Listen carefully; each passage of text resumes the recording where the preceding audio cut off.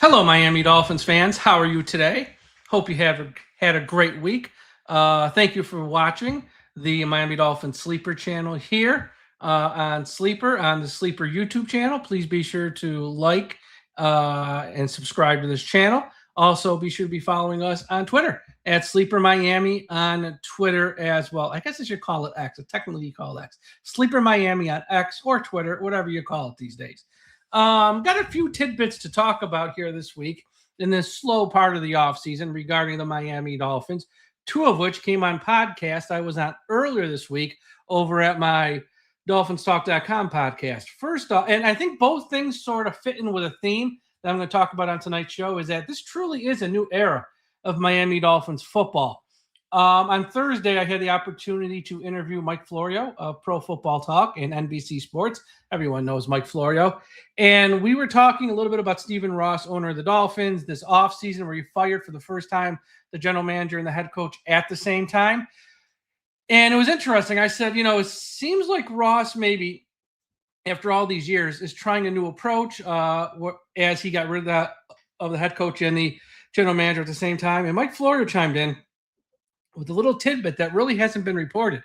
And Mike Florio of Pro Football Talk said he heard at the last owners meeting, which wasn't that long ago, that Stephen Ross is sort of taking a step back, passed the baton to his son-in-law, Daniel Silman, and that Silman is now running the Miami Dolphins. Ross is still the owner in name, and he's still the owner on paper, but the son-in-law, Daniel Silman, is running the Miami Dolphins, which, as a fan of the Dolphins, this is like the best news I've heard in probably years. And it's not to say that Stephen Ross is a bad guy and all that stuff, because I don't think he is. I think his heart's always been in the right place, but the success just hasn't been there. And it's been a lot of mistakes after mistakes after mistakes when it comes to how he ran the Dolphins.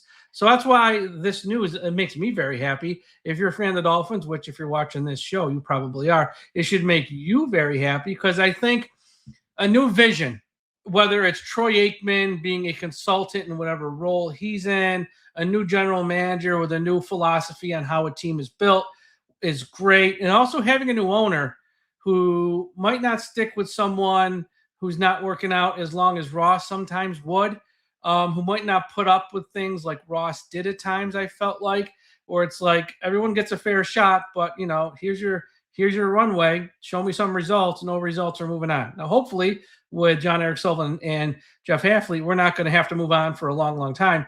But I think Silman being let's just call it like the point man now on the Dolphins, kind of running the show, even if it's not like in name and in title, is a good thing.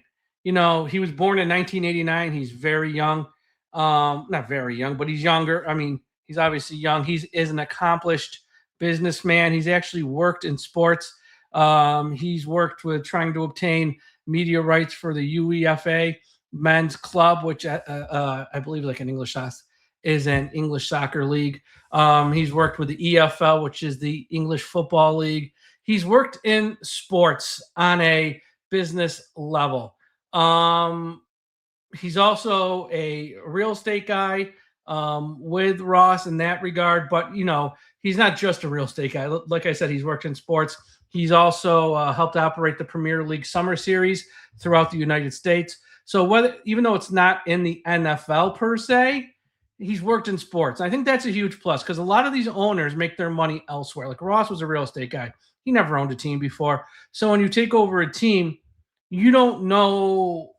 You're flying blind. And yes, you will bring people in to sort of tell you what to do. But if those people are the wrong people, if their ideas are bad, or if their ideas are outdated, that's how you go 25 years without winning a playoff game. Now, Ross hasn't been here for 25 years, but you get my point. So I think having Silman in here, who has worked in sports, understands the business side of sports and stuff like that, I think is a really good thing. And yes, he's got Troy Aikman as a consultant here.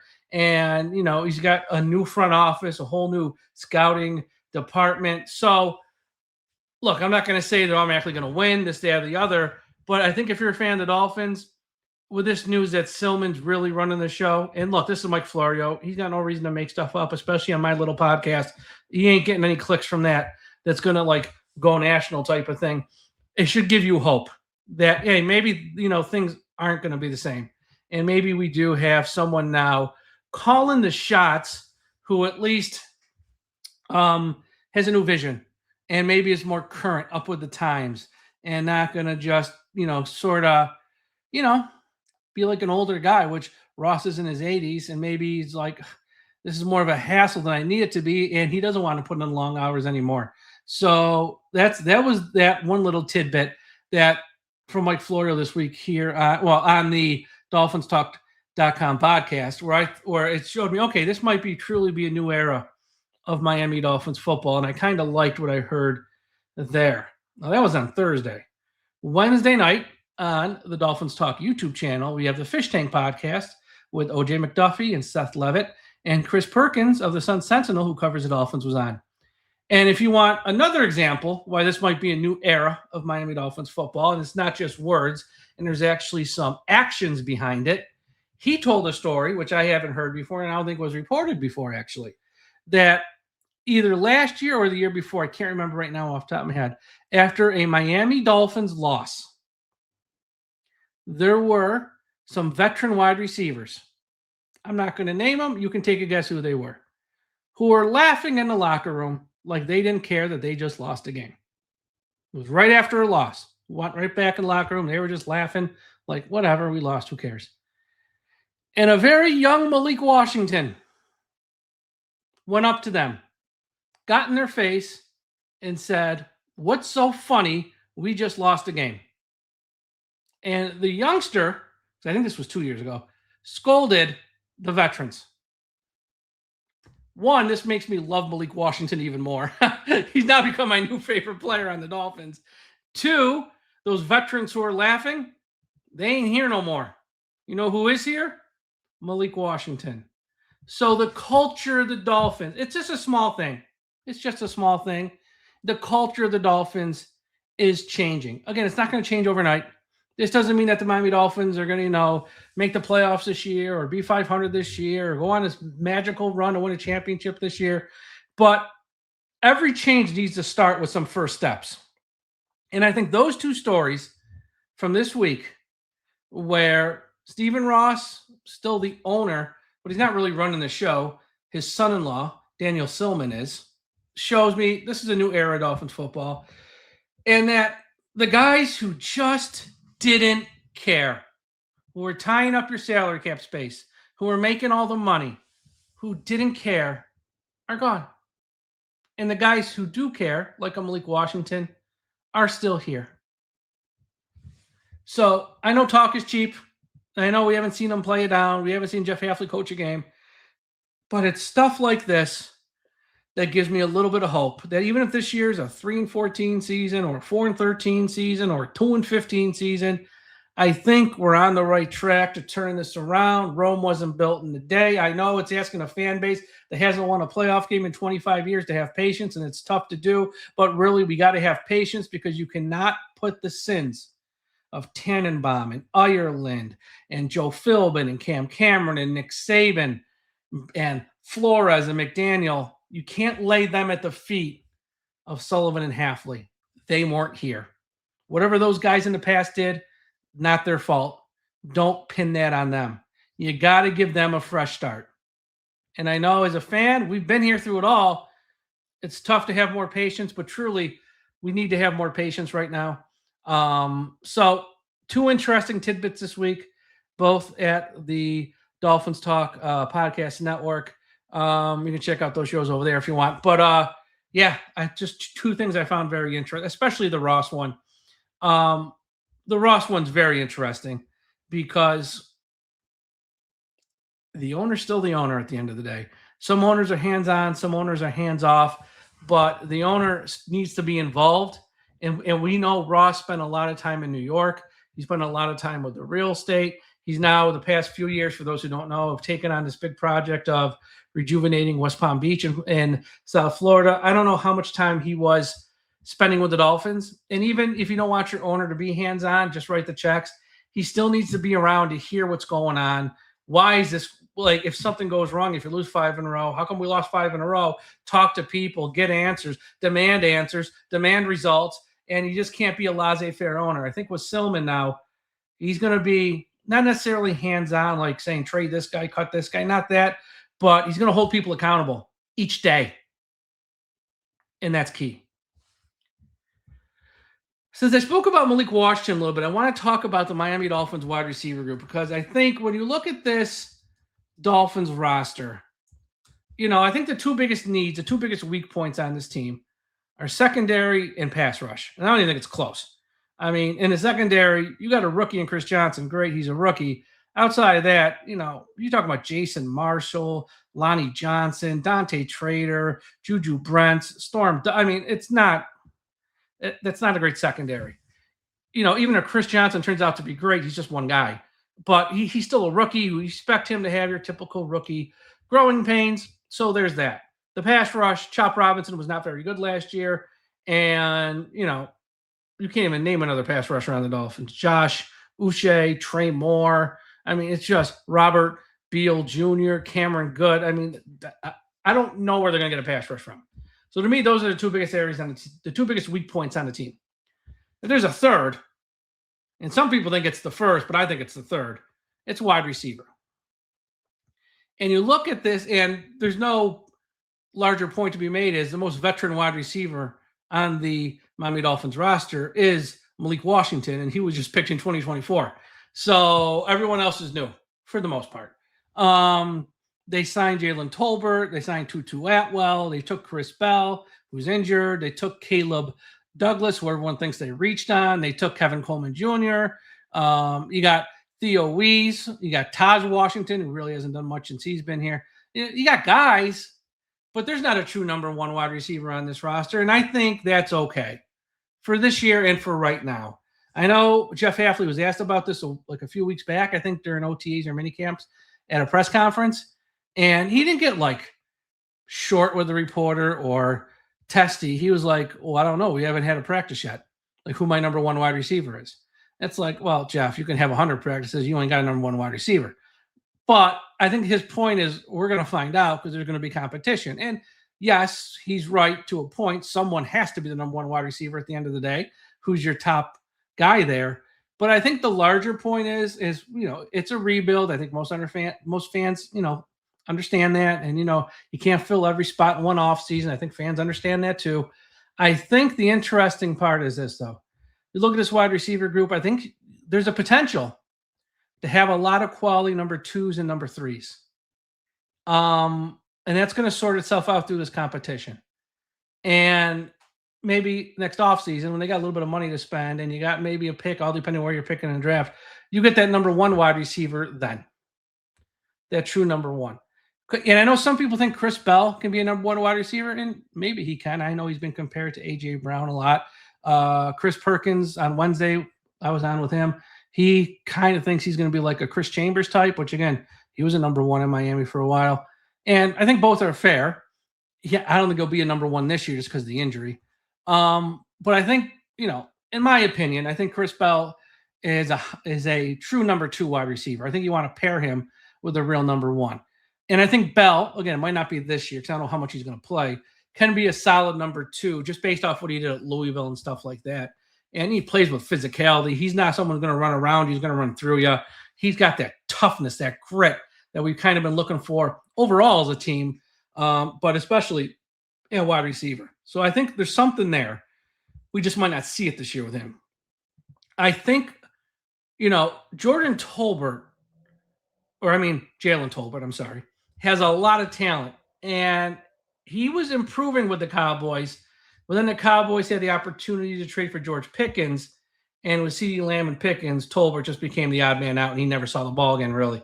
But I think Tolbert, let me put it this way.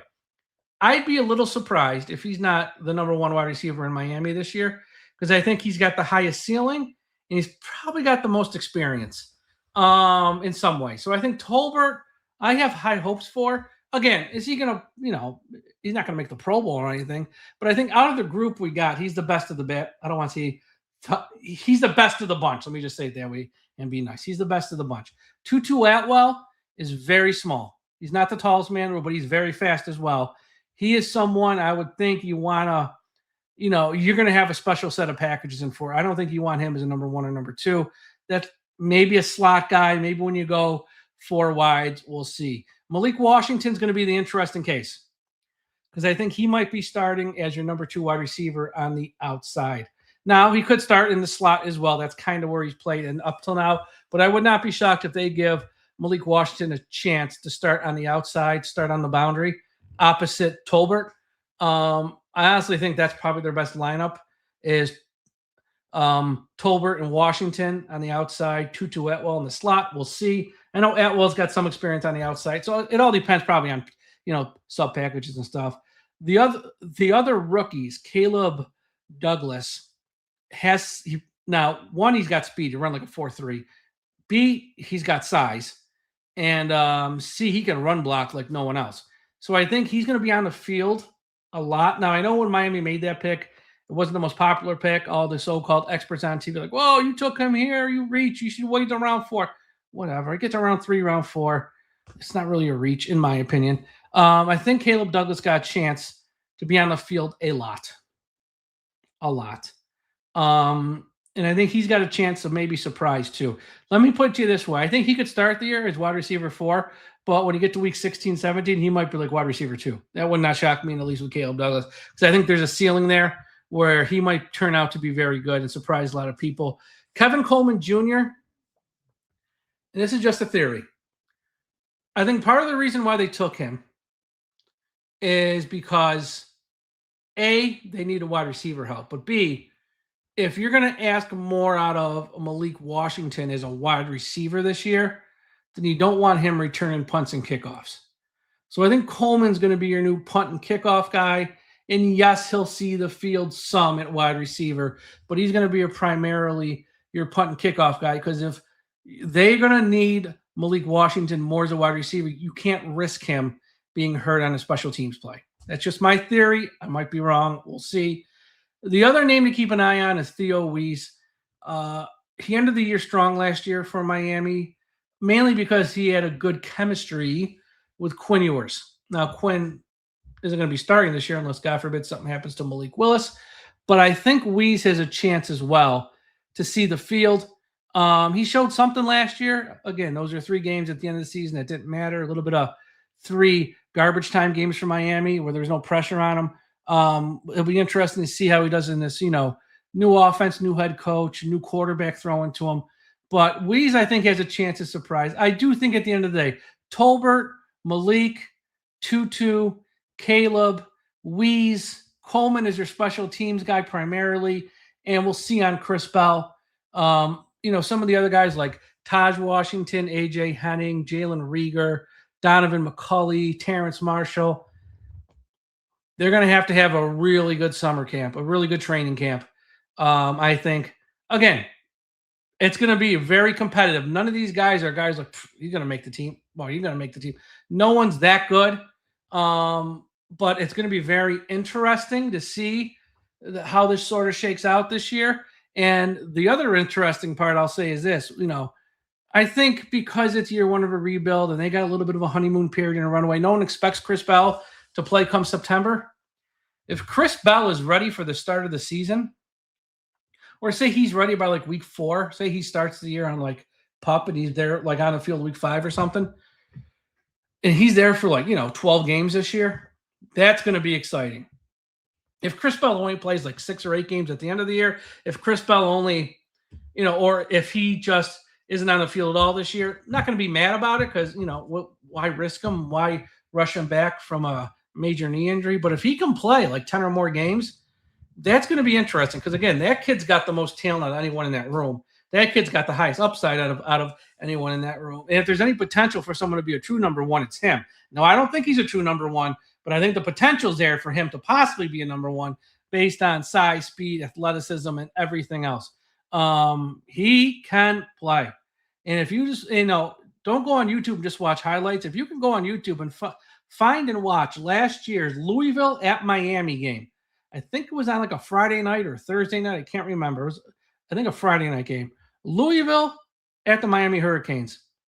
He ran through the Miami Hurricanes like a bus over an ice cream cone.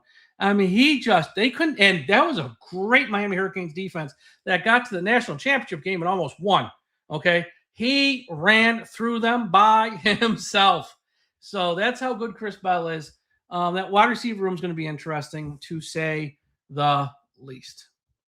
All right, everyone. Again, thank you for watching here on the Sleeper Miami Dolphins YouTube channel. Subscribe, smash that like button, put up a comment below. And also, if you're on X or Twitter, please be sure to be following us at Sleeper Miami.